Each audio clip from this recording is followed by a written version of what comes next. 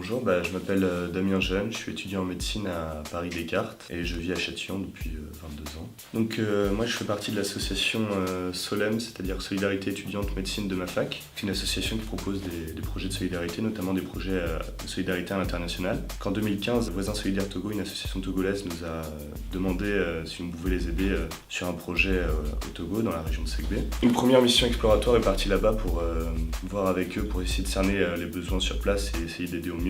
Donc ils en ont déduit qu'on pouvait aider pour l'agrandissement de l'unité de soins périphériques de Segbé avec notamment un pôle maternité. Donc en 2016, une première équipe est partie pour construire un laboratoire d'analyse médicale et une salle de travail en recrutant des fonds. Et nous en 2017, on est parti pour ajouter une salle d'accouchement, une salle de soins nouveau-nés et une salle de soins de suite pour les femmes qui avaient accouché. Donc pour ça, on a récolté des fonds grâce notamment à la mairie de Châtillon.